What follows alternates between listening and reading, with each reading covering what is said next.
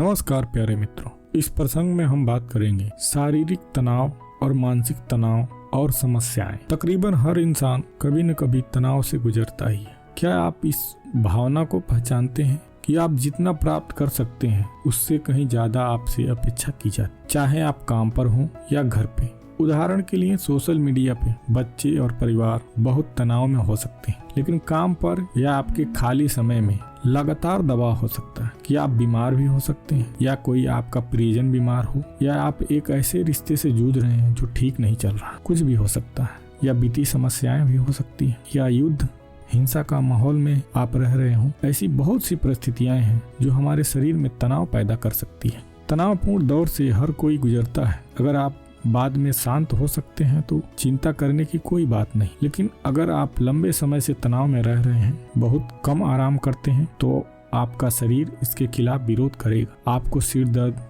मांसपेशियों में दर्द और नींद न आने की समस्या जैसी शिकायतें, आप चिड़चिड़े हो सकते हैं और बिस्तर से उठने के बाद भी थकान महसूस करेंगे। आप उदासी भी महसूस कर सकते हैं। आप अन्य लोगों के प्रति निर्दयी हो सकते हैं और आप पीछे भी हट सकते हैं, क्योंकि दूसरे लोगों से संपर्क करने में आपकी बहुत अधिक ऊर्जा खर्च होती है। आपके काम में अधिक मेहनत लगती है और ध्यान केंद्रित करना अक्सर मुश्किल होता है। कभी कभी जीवन इतना अच्छा नहीं लगता और सुधार की भी संभावना बहुत दूर की बात लगती है। हर कोई तनाव के प्रति समान रूप से संवेदनशील नहीं होता, खासकर अगर आप चीजों को सही तरीके से करना चाहते हैं और उन चीजों पर थोड़ा ध्यान देते हैं जो पहले से ही अच्छी चल रही थी, तो आपके तनावग्रस्त होने की संभावना अधिक है। आप वास्तव में जितना कर सकते हैं उससे अधिक करना अंततः आपको कम प्रभावी बना देगा। शोध से पता चलता है कि जो लोग तनाव या दबाव में कई घंटों काम करते हैं वे प्रति घंटे कम काम कर पाते हैं। यह अवसाद और चिंता की भावनाओं को भी जन्म दे सकता है। जब आप बहुत अधिक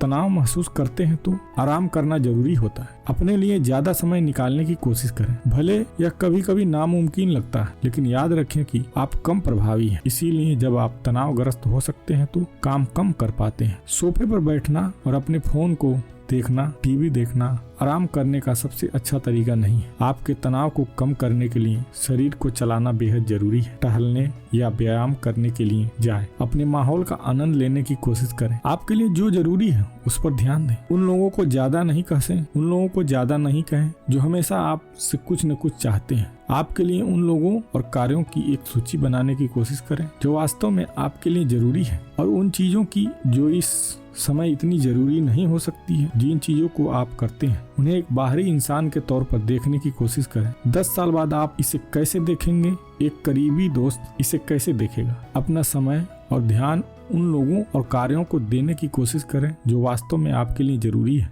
जो चीजें महत्वपूर्ण नहीं है उन्हें न करने की सचेत निर्णय लें। उन लोगों के साथ कम समय बिताने के लिए जो आपके लिए इतने जरूरी नहीं है। कभी कभी ऐसा महसूस होता है कि आप अपना चेहरा खो रहे हैं, या आपको एक ऐसी चिंता भावना आ रही है कि आप अपने नियंत्रण में नहीं। लेकिन अगर आप दूसरे के लिए स्पष्ट हैं तो यह उनके लिए भी सुखद हो सकता है। महत्वपूर्ण बातों पर अधिक ध्यान केंद्रित करने से उन लोगों के साथ आपके संबंधों पर सकारात्मक असर पड़ेगा जो वास्तव में आपके जीवन में जरूरी है। उन बातों को छोड़ दें जो जरूरी नहीं है। यहाँ आपको कुछ कार्यों को किसी और पर छोड़ने में मदद कर सकता है। कभी कभी यह एहसास देता है कि आप खुद पर काबू खो देंगे, कि चीजें उस तरह से नहीं होती जिस तरह से आप उन्हें चाहते हैं। लेकिन अगर वास्तव में आप जितना कर सकते हैं उसे अधिक करने की कोशिश करते हैं तो आपको चीजों को जाने देना सीखना होगा। इसीलिए आपको दूसरे लोगों से मदद मांगनी होगी। यह कई बार मुश्किल हो सकता है, लेकिन फिर भी आपको अपने घमंड और जाने देने के डर पर काबू पाने के लिए साहसिक कदम उठाने की जरूरत है। अपने तनाव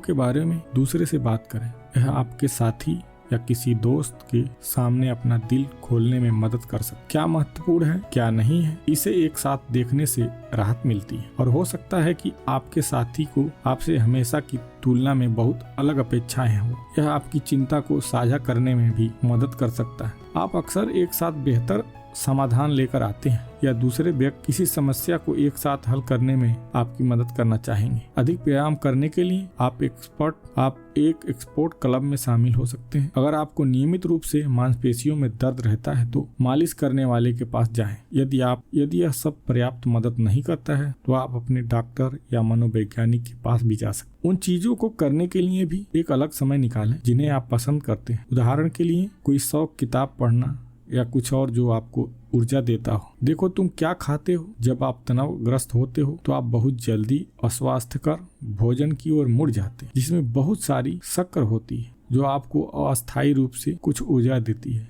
लेकिन आगे चलकर यह आपको बेजान और मोटा बना देता। अधिक सब्जियां और फल खाने की कोशिश करें। जब आप बहुत अधिक कॉफी पीते हैं तो आप उस बेचैनी को जानते हैं जिससे आपका तनाव काफी बढ़ जाता है। हम इतने उत्तेजित क्यों हो जाते हैं? इन टिप्स में से आप तनाव को कम कर सकते हैं, लेकिन वास्तव में आगे बढ़ने के लिए यह सोचना महत्वपूर्ण है कि आप इतने चिंतित क्यों हैं। आप यह सब किसके लिए कर रहे हैं? इसके अलावा यह सोचने के लिए समय निकालें कि जीवन में वास्तव में क्या जरूरी है। सिर्फ आज और कल के लिए नहीं, बल्कि आपका भविष्य कैसा दिखता है। मैं सच्चे विश्राम का आधार खोजने में आपकी सहायता करना चाहूँगा और आपके जीवन में वास्तव में क्या महत्वपूर्ण है यह जानने के लिए एक यात्रा पर हमेशा अपने मन को और दिमाग को लगा कर रखें। नमस्कार मित्रों।